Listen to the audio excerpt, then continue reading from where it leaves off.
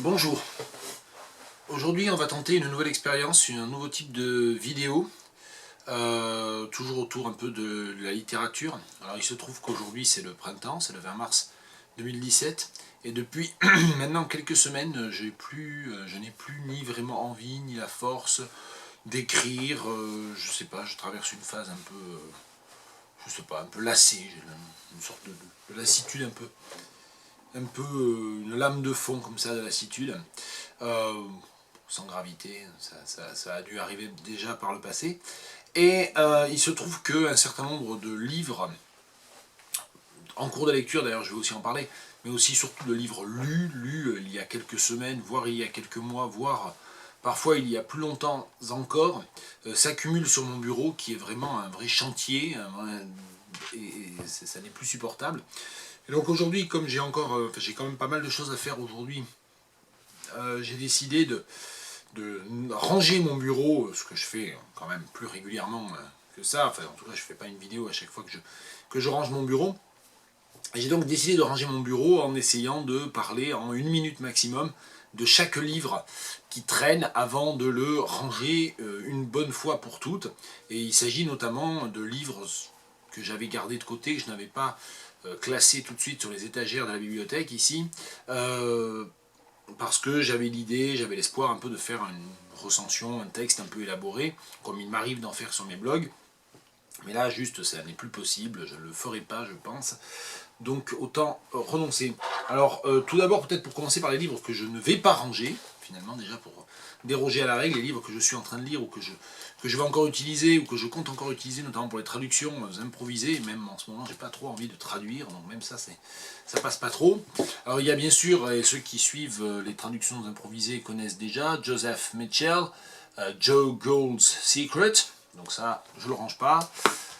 En cours de lecture, et vivement recommandé comme toujours un recueil, alors ça n'est pas l'œuvre ici d'essayiste, du grand spécialiste de poésie du 19e et du 20e, ou du lyrisme Jean-Michel Maulepoix, c'est la partie poésie, poésie en prose de Jean-Michel Maulepoix, son tout dernier recueil, L'Hirondelle rouge, qui est en cours de lecture et qui est extrêmement émouvant et poignant même, au vu des sujets, puisque les sujets en sont le deuil et la maladie. C'est très beau, L'Hirondelle rouge. Un livre prêté, apporté par une amie ce week-end, une biographie de Chikaya Utamsi, Le Rimbaud Noir de Joël Planck. Ça, je l'ai quasiment terminé. Et j'ai appris un très grand nombre de choses d'ailleurs sur Chikaya. Donc voilà, pour ceux qui ne connaissent pas Chikaya Utamsi, il faut commencer par la poésie, puis les romans de Chikaya Utamsi avant de s'intéresser aux biographies, bien sûr. Autre livre apporté par cet ami et qui fait partie des textes que je n'ai pas lus de Soni Laboutansi, la pièce de théâtre La parenthèse de sang, un grand classique de la littérature africaine, congolaise d'expression française, Soni Laboutansi. Mais celui-là, je ne le connais pas. D'ailleurs, je me suis fait la réflexion en discutant avec elle que ça faisait très longtemps que j'avais lu du Soni Laboutansi. Et puis, bien sûr, a rejoint mon étagère ou ma pile de livres en cours de lecture ou de relecture. Ce livre qui m'accompagne depuis bientôt 20 ans maintenant, les Collected Poems de Derek Walcott, puisque Walcott est mort vendredi, et ça m'a en fait beaucoup affecté. Alors je sais, voilà, je ne le connaissais pas bien sûr, il était âgé bien sûr, mais c'est vraiment... et en le relisant, et plus je le relis, et j'ai passé quelques vrais bons moments encore ce week-end à relire, à reparcourir ces poèmes courts, parce que pour moi le summum c'est Homéros, son grand poème épique, mais qui est là d'ailleurs, parce que je travaille aussi dessus en ce moment, tiens, là voilà, il est là, avec la pile des livres de Carol Phillips, en fait. Homéros, voilà. Et donc Derek Walcott, c'est vraiment une force agissante, et en le relisant, oui, je me disais que ça n'est pas seulement un grand poète des Caraïbes ou un grand poète de langue anglaise. Je me demande si l'histoire littéraire ne retiendra pas son nom finalement comme celui peut-être d'une des voix vraiment des toutes premières et voix majeures du XXe siècle, car très honnêtement, enfin, voilà, je suis ému, impressionné, ébloui par chacun de ces poèmes, et bien au-dessus de bien d'autres, par-dessus bien d'autres. Bien, autre livre, alors ceux-là je vais les ranger en revanche, ceux-là je vais les ranger, que j'ai sortis, notamment parce qu'on en a parlé ce week-end ou la semaine dernière, à différents moments, mon anthologie de la poésie allemande, la petite anthologie Réclame, Deutsche Gedichte, que je m'étais acheté il y a 25-30 ans, je ne sais plus, et dans laquelle, parce qu'on a parlé de Hans Jandl ce week-end, et Hans Jandl, en fait, c'est un poète autrichien, très à gauche, bruitiste, en fait, qui a fait des poèmes tout à fait étonnants, et que j'ai découvert à l'époque, donc il y a, je sais pas, 25 ans, plus de 25 ans en fait, par cette anthologie Deutsche Gedichte, mais qui va aller rejoindre le rayon de la littérature allemande avec le tome 2 des Sämtliche Werke de Rilke, dont je m'étais pas mal servi, puisque j'avais relu beaucoup les sonnets de Rilke il y a de cela quelques semaines. Et puis, pour toujours essayer d'aller vite, la anthologie de la poésie turque de la collection Connaissance de l'Orient de Gallimard. Donc voilà, ça c'est aussi un livre que j'ai repris et refeuilleté il y a quelques temps, et qui franchement n'a pas de raison de continuer à encombrer mon bureau, donc voilà, il continue à encombrer peut-être mon esprit, mais il faut aller le ranger. Donc ça, voilà, la pile des livres à ranger, on va la constituer, et puis peut-être qu'à un moment donné, elle arrivera dans le champ. Dans les livres à ranger, celui-ci dont j'avais pensé exploiter en fait un petit extrait pour une traduction sans filet, puis je ne l'ai pas fait. C'est un petit texte très fort, très impressionnant, de Françoise Louise de Morgny, une écrivaine dont c'est le premier livre, alors qu'elle a 70 ans en fait, c'est le premier livre publié en tout cas, qui s'appelle Rouille, qui a été publié aux éditions Isabelle Sauvage, et je tiens à préciser que les éditions Isabelle Sauvage, je les ai découvertes grâce à Sika Fakambi, qui vient de lancer une collection de poésie, on va dire du monde, on va dire en schématisant beaucoup, en simplifiant beaucoup, et la collection Corpus, que dirige Sika Fakambi aux éditions Isabelle Sauvage, je pense que j'aurai l'occasion d'en reparler, et j'en reparlerai à ce moment-là. Mais voilà, les éditions Isabelle Sauvage ont aussi publié ce petit livre il y a 1 an ou 2, je ne sais plus, Rouille, et c'est très très beau. Je vais juste vous citer le paragraphe que j'avais pensé traduire, en essayant de m'en tenir au principe du pas plus d'1 minute par livre à ranger. La Louise du 3e cheval bricole au jardin et se coupe au sang, suce son doigt, une fulgurance clignote à son cerveau. Ce goût du sang dans sa bouche, mais c'est bien sûr, c'est celui du fer. Il en aura fallu des années pour qu'elle enfonce cette porte ouverte. Oui, le sang contient beaucoup de fer, hématite et hémoglobine sont sœurs par les liens du sang. Rouge et rouille, c'est chou vert et vert chou. Sa lenteur la navre un peu, mais cette chimie d'essence et du verbe trouvé sur le bout de sa langue est une goutte rouge de pur bonheur. Françoise Louise de Morgny, Rouille, vivement recommandée. J'en ai parlé la semaine dernière car j'ai traduit un de ses poèmes dans la traduction improvisée. Et j'ai fait le tour, au moins temporairement, provisoirement, de cette anthologie personnelle du poète tchadien, franco-tchadien, je ne sais pas comment il faut dire, Nimrod, donc c'est en quelque sorte sanctuarisé presque dans la collection NRF Poésie. J'aurais un royaume de bois flotté, donc Nimrod. Je vous renvoie à la traduction que j'ai faite la semaine dernière, jeudi dernier je crois, mais je vais juste vous en donner un autre petit extrait dans un poème qui s'appelle Or, l'infante de Salamanque, considérations inactuelles sur l'éléphant. Ça c'est le titre, rien que le titre doit vous tenter. La terre rumine, peut-être est-ce le ciel. Ensemble ils fondent une ténébreuse confiance. Qu'ils ruminent donc et ne cessent point, puisque nous sommes des herbivores. La trompe, comme une fontaine, élève l'eau aussi bien que la poussière. Elle nourrit une mienne douceur. Nimrod. Jacques-Stéphane Alexis, alors lui j'avais voulu, ce texte, pas lui, pas Jacques-Stéphane Alexis lui-même, mais ce roman tout juste paru aux éditions Zulma, j'avais pensé en fait lui consacrer une chronique, et puis bon, toujours pareil, j'ai pas le temps, je le prends pas, ou je suis trop feignant, je sais pas, j'ai dit tout à l'heure que j'étais fatigué, peut-être que c'est juste que ma paresse est en train de devenir plus problématique que jamais, je ne sais pas. Donc Jacques-Stéphane Alexis, pour ceux qui ne connaissent pas, c'est un des grands écrivains haïtiens, mort à même pas 40 ans, dans des conditions extrêmement troubles, assassiné en fait, assassiné à son retour à Haïti suite à son opposition politique.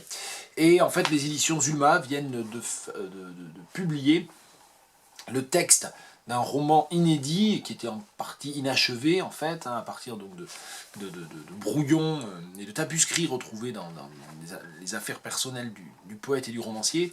Et donc ça s'appelle L'étoile absinthe, c'est en fait un livre de navigation en fait. Ça se passe presque, tout le roman presque se passe dans une sorte de huis clos sur un rafiot pris dans une tempête. C'est une langue absolument éblouissante. Je dois avouer que c'était pas le souvenir en fait réellement que j'avais de ce que j'avais lu de Jacques-Stéphane Alexis, et c'est absolument génial. Je vous en cite un extrait, page 67.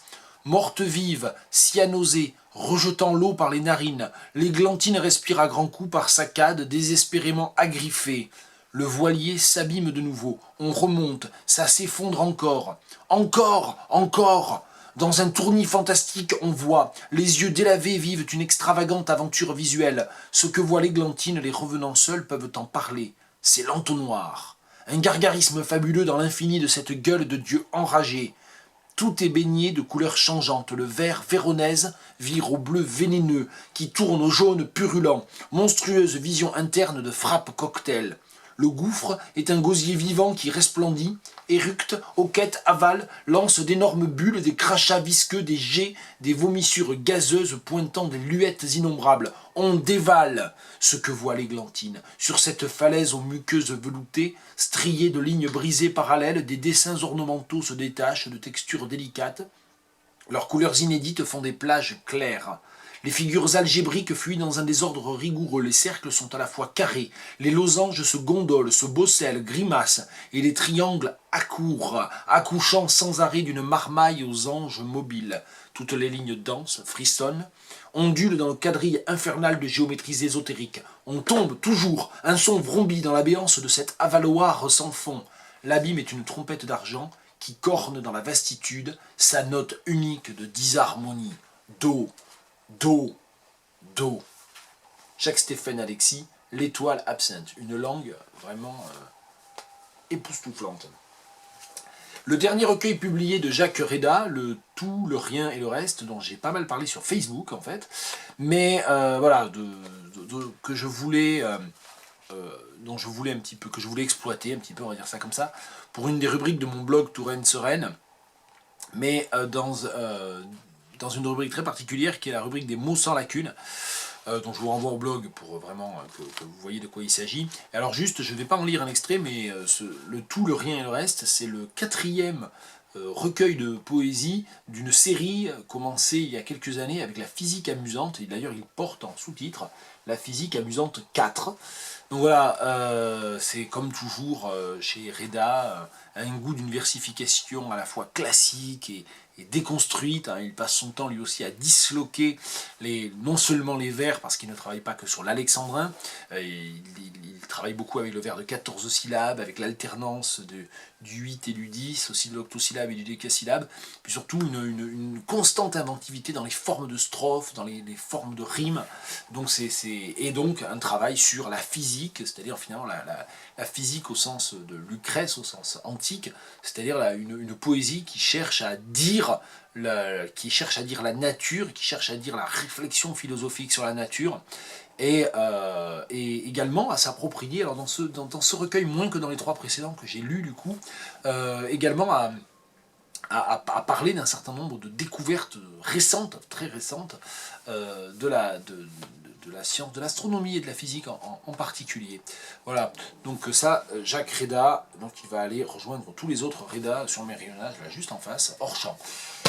On continue, Nathalie Quintane. Tiens, Nathalie Quintane, il y a même, vous voyez, plein de pages de griffonnés dedans, parce que j'avais commencé, quand je l'ai lu il y a plus de 2 mois, je me souviens très bien quand, c'était en marge d'une surveillance dans un amphithéâtre, donc c'était tout début janvier. Et donc j'ai griffonné un certain nombre de choses hein, sur ce dernier, tout récent, opus de Nathalie Quintane, Que faire des classes moyennes. Bon, toujours très iconoclaste, dans une sorte de mélange entre forme narrative et réflexion théorique, politique. Voilà, c'est comme toujours très frappant, provocateur et dérangeant finalement, déstabilisant. Donc si vous ne connaissez pas du tout Nathalie Quentin, c'est pas forcément par celui-là qu'il faut commencer. Moi, je conseille toujours de commencer par le premier, par Chaussures, hein, qui a été publié il y a déjà 20 ans. Mais voilà, ensuite, je peux recommander aussi un de mes préférés parmi les textes les plus récents, les textes qui relèvent un peu de ce genre hybride de l'essai et du récit, et de la réflexion décapante, on va dire ça comme ça, qui est Tomate. Voilà, donc je conseille plutôt Tomate que de commencer par Que faire des classes moyennes. Enfin, si la question des classes moyennes et de la vision politique de la société de classe fait partie de vos intérêts, on peut aussi commencer par celui-là. On continue avec Lionel Ray, Le nom perdu. J'en avais traduit un petit extrait il y a un mois à peu près, juste après l'avoir acheté. Alors celui-là, ce n'est pas un recueil récent du tout, il est de 1987. Et voilà, je l'ai lu, pas en entier, mais je l'ai lu un peu. Et donc voilà, il va aller rejoindre, là encore, les rayonnages de poésie française. Et la pile, on va pas tarder à la voir, je crois, à l'écran. Alors là, il y a tout un tas de choses, c'est du bazar, mais c'est des cours en fait. C'est le cours, tous les documents de travail et de préparation de mon cours de traductologie de 3e année, pour lequel je remplace depuis une semaine au pied levé une collègue absente. Et puis là, un certain nombre de fiches de notes pour les autres cours de première année et que j'assure, mais aussi de mon cours pour étudiants de traduction pour étudiants d'échange. Là aussi, c'est du boulot, c'est les livrets de licence et de master. Ça, c'est une ordonnance pour aller chez le kiné et je m'en suis toujours pas occupé, c'est pas bien. Ça, c'est... Oh tiens, ça c'est quoi? Ça c'est pour une collègue qui collectionne les... Je le signale, tiens, si jamais quelqu'un est arrivé jusqu'au bout de cette vidéo, enfin, il y a n'importe quoi sur le bureau, il y a même ma carte, la nouvelle carte d'électeur, qu'est-ce que j'en ai fait? Tiens, la nouvelle carte d'électeur pour le 23 avril, on sait encore pas trop ce qu'on va voter, enfin on sait déjà ce qu'on va pas voter. Et donc, autre type de magie noire, vous savez, tous les guérisseurs là, qui mettent des petits mots dans des petites pubs dans les boîtes à lettres, j'ai une collègue qui collectionne ça, et en fait elle en a des centaines et des centaines toutes différentes. C'est vrai que j'ai remarqué qu'en fait c'est jamais les mêmes, en fait on a tout le temps des pubs et c'est jamais les mêmes. Voilà, donc c'est avis aux amateurs, il faut que je mette ça dans son casier. Tabish Care, Just Another Jihadi Jane. Alors ça, j'ai vraiment honte de ne pas avoir fait une vraie chronique, une vraie recension. Mais Tabish Care, je ne dirais pas que c'est un ami, je n'oserais pas dire ça, mais c'est un collègue qui travaille au Danemark, que j'ai rencontré à 2 reprises. Et c'est un écrivain, c'est un essayiste, un spécialiste des littératures coloniales et postcoloniales, mais c'est aussi un romancier et un poète tout à fait exceptionnel. Et donc ça, c'est son dernier roman, Just Another Jihadi Jane, aux dernières nouvelles, puisqu'il est sorti il y a quelques mois, aux dernières nouvelles, les éditions du Sonneur, je crois, qui ont publié dans des traductions de Blandine Longre tous les autres romans de Tabish Care. Donc, les éditions étaient en train de lire le livre pour voir s'ils achetaient les droits ou pas. J'espère que ça sera le cas.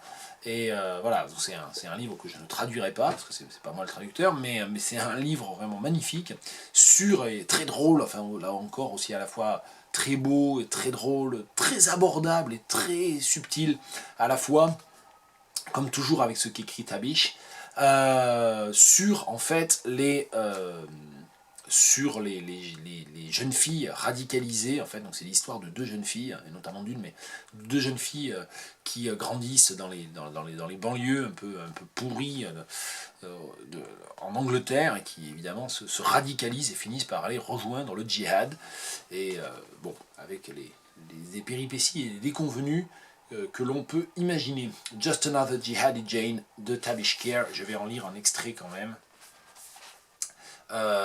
Tiens, qu'est-ce que je vais choisir? Tout ça est totalement improvisé. I tried not to think of Holiday. There had also been little news of Amina. The last time she had posted on her jihadi Facebook page was a few weeks earlier. Remember, internet service was quite irregular by then. I was now feeling lonely in that place. I was afraid to confront even my own doubts. And of course, there was no one I could share them with. The fact that Hejie lived with us also meant that I was often called to her. This enhanced my prestige in the eyes of the others. But her company was a strain to me now. I had to maintain a steady level of enthusiasm about the calls. Hejie's enthusiasm never wavered, not even when she worried about her husband in the town because he had not contacted her for 4 days, or when one of her brood, I could never distinguish between her children and those of her co-wives, took ill. There was something admirable about it, or something robotic.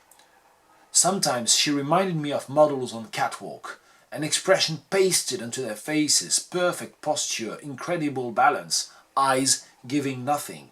You watch them promenade and wonder if they can still distinguish between their show and reality, if there ever was a difference in their minds.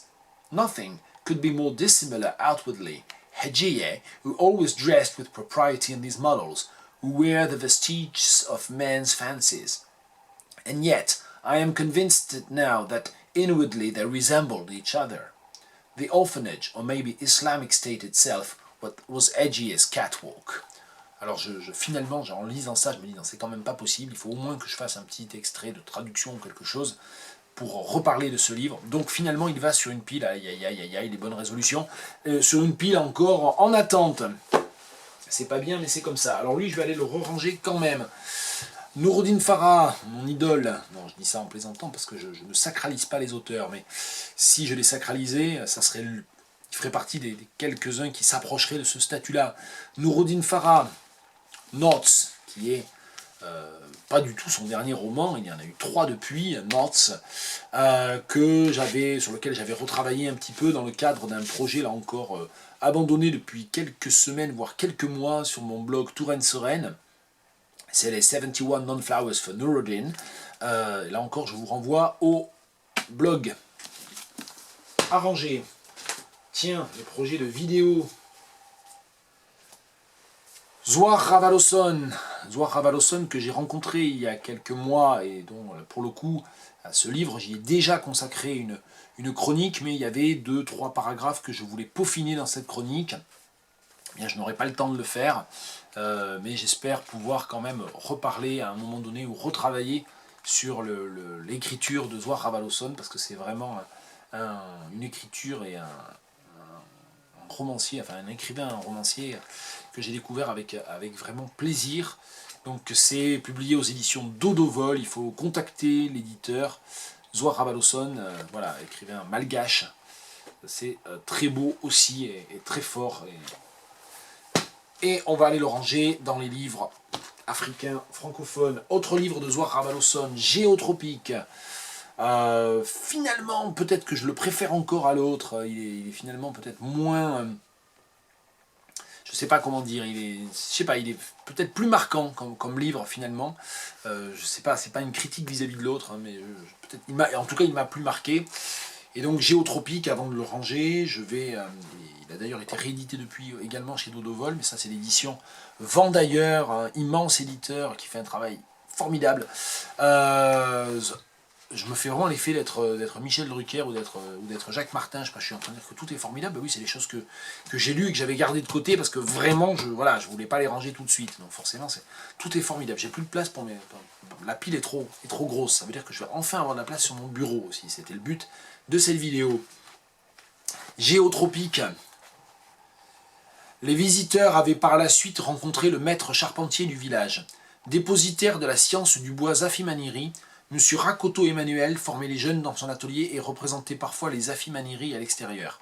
Il travaillait avec des outils modernes, certes toujours manuels. Il leur expliqua l'architecture Zafimaniri, les différentes espèces de bois utilisées. Parlant de l'argent de la forêt, il intrigua Andy en empruntant l'image d'une source d'eau.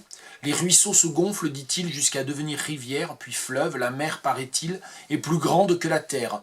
Puis, indiquant le buffet qu'il creusait dans le palissandre, 50 000 ici, reprit-il, 75 de l'autre côté du Voïbé. Demain, on marchait d'Antoetra, 400 000 à Ambositra, 800 000 à Antananarive, et de là, on le jette dans Internet, 4 millions. D'un petit filet d'eau en partant d'ici, s'exclamait-il. Très impressionné par l'homme, Andy évoqua avec espoir les signes gravés sur les volets. Son interlocuteur sourit et donna la réponse déjà entendue précédemment partout. Mais ils signifient bien quelque chose, on ne les exécute pas pour rien. Si vous voulez avoir une partie de la réponse ou de la non-réponse, Géotropique, Zohar Ravaloson. Le lit des ombres, Victor Catemo, ça aussi c'est la honte absolue de ne toujours pas avoir écrit une ligne sur ce livre. J'ai dû lire ça il y a un an, plus d'un an, je ne sais pas. Et Victor Catemo, c'est vraiment un écrivain africain qui passe complètement à côté des radars. C'est un écrivain rwandais, je crois, je suis même pas sûr, vous voyez, et qui a écrit un très grand nombre de romans, hein. Si on regarde, voilà, c'est aux éditions Myriapode, hein, c'est publié aux éditions Myriapode, un éditeur que je ne connais pas, et donc il y a chez l'Harmattan quand même pas moins de 5 pièces de théâtre, et aux éditions Myriapode, pas moins de 5 autres livres de fiction, et ça m'avait vraiment intéressé comme livre, et j'ai pas écrit, j'avais pris plein de notes, là encore il y a plein de trucs griffonnés, et à ma grande honte, je n'ai jamais rien écrit, et je vais peut-être, là encore, faire une lecture brève. Il reste 4 minutes et demie seulement. J'ai dû dépasser la minute par livre, mais j'ai aussi dégoisé un peu à côté. Ça va être une vidéo extrêmement longue, mais enfin c'est pour moi que je la fais de toute façon. Donc voilà, même si je regarde la caméra, en fait, je sais pas. Qu'est-ce que je peux lire? Tiens, ça. Ah oui, je me rappelle ça. Ça me revient en fait. Enfin, je suis pas encore complètement alzheimerien. Je me rappelle tout à fait ça. Ah oui, oui, absolument. Allez, on va lire ça. Radi se renfermait dans un silence implacable. Aucune parole ne filtrait de ses lèvres. Évasif, le regard rivé au sol, il contemplait une colonne de fourmis rousses qui transportait une blatte vers un trou minuscule creusé dans le sol cimenté. Il se demandait si elles avaient été les architectes de cet ouvrage, et si c'était le cas, comment avaient-elles été capables de percer une surface aussi dure? Malgré leur minuscularité, les fourmis faisaient montre d'une force inouïe. Elles ne se préoccupaient pas des mouvements de ses pieds, qui auraient pu les réduire à néant sans la moindre peine. Elles passaient à proximité de ses talons sans affolement. Contre vents et marées, elles maintenaient leur cap et poursuivaient leur chemin. Toujours en rang serré, elles s'attelaient à pousser au fur et à mesure à la blatte. Il en allait de leur survie.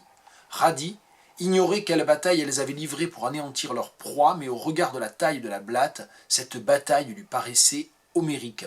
À l'agonie, la proie remuait de temps à autre une patte. Pour qu'elle ne leur échappât pas, les fourmis l'entraînaient sur le dos. Cette solidarité dont faisaient preuve les hyménoptères poussa Radi à prendre Kitov pour un félon tragique. J'ai sorti ça complètement de son contexte. Page 77-78 du Lit des ombres de Victor Catemo. Il reste encore quelques minutes, alors on continue. Malabo littoral, que j'ai lu je sais très bien quand, en mai dernier, parce que je l'ai acheté chez Jackie Flenoir à la librairie Calligramme à La Rochelle. Eh bien tiens, on va dédicacer cette vidéo à Jackie, tiens. J'avais pas prévu de faire de dédicace, mais c'est de l'improvisation. J'ai acheté ce livre donc à la librairie Calligramme. Excellente librairie rochelaise. Et donc, ce texte publié chez un éditeur dont même le nom m'échappe, c'est quoi? C'est l'éditeur L'Atelier du Tilde. Voilà, L'Atelier du Tilde qui se spécialise dans la littérature hispanophone, et ça a été publié en 2015 dans une traduction d'Annelise Oriot.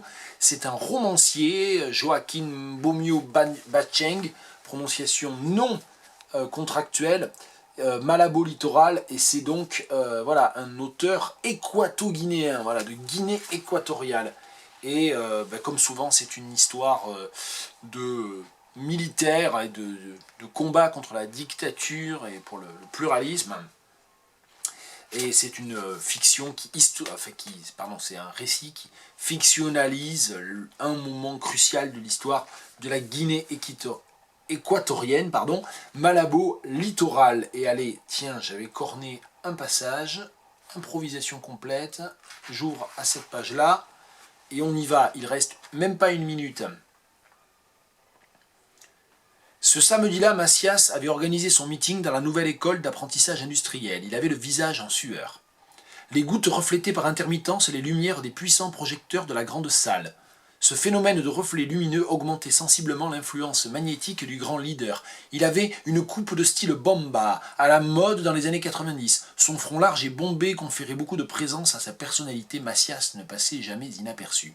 Il avait des yeux très vifs, presque toujours injectés de sang. Son regard glacial et terrifiant laissait entrevoir la violence sadique qui animait cet homme condamné par sa propre existence. Son nez aplati de bon bantou semblait planté au milieu de son visage comme un bunker allemand en Normandie. Ses lèvres, toujours fermées, dessinaient une ligne droite qui tremblait légèrement, trahissant une nervosité permanente. Macias avait les pommettes un peu saillantes et tirées vers le bas par un menton charnu. J'interromps le portrait du dictateur car ça va couper. Et donc, voilà, un nouvel exemple de vidéo bizarroïde. Je range mon bureau.